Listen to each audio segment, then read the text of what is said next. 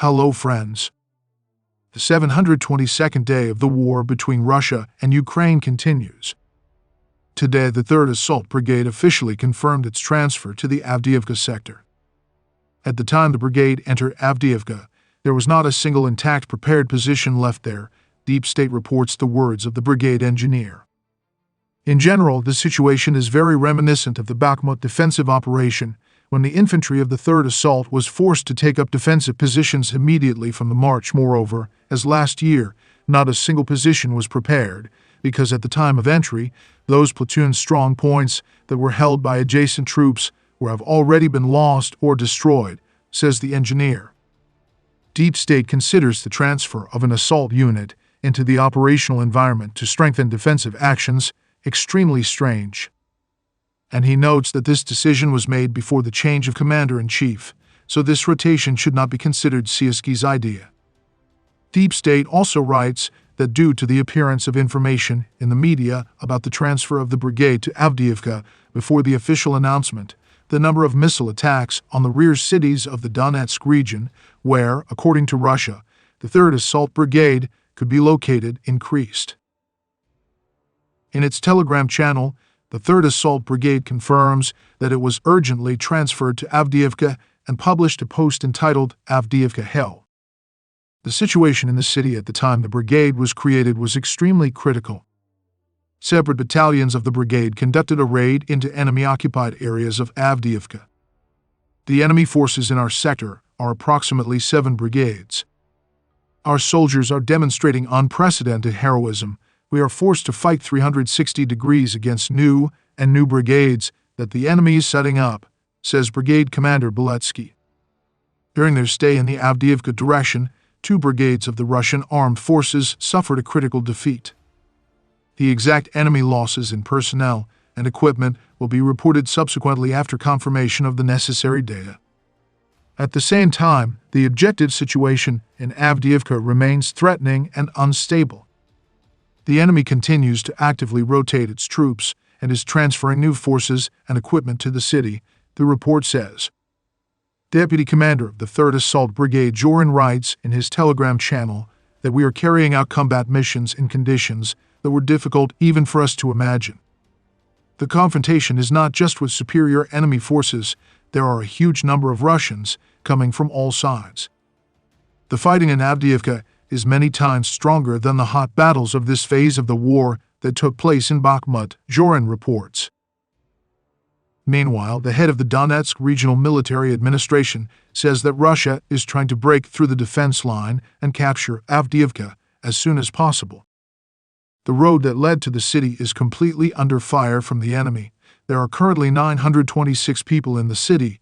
The city has reserves of humanitarian aid, water, and medicine, although the situation in Avdiivka is very difficult, Vileshkin wrote. At the same time, the streets of Avdiivka, within the boundaries of which fierce fighting is taking place, were renamed by local authorities as part of derussification and decommunization. A table with renamings was published by local Telegram channels. They express surprise that the city authorities in the current situation have time to rename the streets. We are a little shocked that our authorities now find time for this, when the city is essentially destroyed. Now it was clearly not the right time, but for some reason they did it, without making this information available to the general public, writes the Telegram channel news line of the city of Avdiivka. The speaker of the Tavria group, Likovy, reports today that the Ukrainian armed forces in Avdiivka are retreating in some places to more advantageous positions. In Avdiivka, a maneuver is taking place with our units withdrawing to more advantageous positions. Supplies to Avdiivka and evacuation from there are difficult, but a reserve logistics artery, prepared in advance, is being used, he said. He says that we do not fight with meat, we also use maneuver, and when the situation becomes the most difficult, decisions are made on new defensive lines. Regarding the maneuvers in Avdiivka, the Chief of Staff of the Azov Brigade, Major Krotvich, spoke quite emotionally. He stated that in this section of the front it is necessary to cut off the advancing enemy forces from the flank and not fight head-on with the Russians. You can't fight head-on with the Russian army, and in general, with any army. Exchanging direct blows like drunken alcoholics is stupid. Why do we constantly run into the same mistake? It's not technological progress that will save us, at least 1,000,000 for you. Himmers give, it's important how you use them, writes Krovich. According to him, success at the front can be brought by maneuvers and not by a frontal attack. Everyone knows the saying, war is bullshit, the main thing is maneuver. Maneuvers will bring victory. Not a frontal attack on 5 lines of defense, not throwing brigades into the direction of the enemy's main attack. There are more of them, you understand? Maneuver is a strike on the flank. I wrote about this back in January 23, no conclusions have been drawn. Maybe I'm a fool, but I'll bang my head against this impenetrable wall until I break through. I'm riding straight, cut off the advancing enemy forces from the flank. All assault and mechanized units will carry out offensive operations in the direction where the enemy does not expect what they will suffer under constant shelling, without being able to do anything at all except simply delay time, Krovich wrote. Another comment from the fighters from Avdiivka. The situation is very difficult. There are a lot of infantry attacks on our positions, artillery shelling does not stop, enemy aviation is always working. The enemy is constantly bringing in new reserves, which simply go straight ahead. We are trying to hold back, but it is very difficult. The enemy's forces are in the ratio of 1 to 10. It is difficult to gain a foothold in new positions. Everything was destroyed by artillery. We hold the defense with desperate courage and bite into the ground for every meter.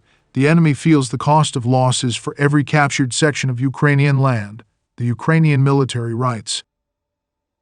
In turn, the Financial Times writes that the decision to stubbornly defend Avdiivka in the face of a shortage of people and ammunition could be as costly for Ukraine as the loss of experienced fighters in Bakhmut, which undermined the summer counteroffensive. In October and perhaps December and early January, it could be argued that Ukraine was inflicting disproportionate attrition on the Russian attackers. Now this argument is much more difficult to make, says military analyst Henry Schottman. In his opinion, the transfer of the 3rd Assault Brigade to Avdiivka may still mean an intention to withdraw troops from it. But Zelensky and Siersky may also have rational reasons to try to keep her. In particular, this would give time to prepare defensive positions further to the west. And it could create a symbol of Ukraine's ability to resist Russian forces, which would improve morale. Meanwhile, according to Ukrainian telegram channels, today the enemy advanced and planted a flag at the intersection of the O542 road with Industrial Avenue. The advance in the area was up to 520 meters wide and up to 430 meters deep. West of Avdiivka, Russian troops advanced along forest belts in the direction of the village of Lastichkin A in an area up to 830 meters wide and to a depth of 580 meters. South of Silos-Tikhniki Street, the enemy advanced to Privexelny Lane in an area up to 730 meters wide and to a depth of up to 240 meters. While I was writing the article, a video from the Zenit fortified area appeared on Russian telegram channels. Let's wait for official reports, but apparently Zenit has been captured. Friends, preparing these daily reports has become my full-time job, and I have no other job for obvious reasons. There have been few views on the channel lately, which is why I ask for your help. If you have the opportunity to support me financially, I would be very grateful. Thank you very much and see you in the next video.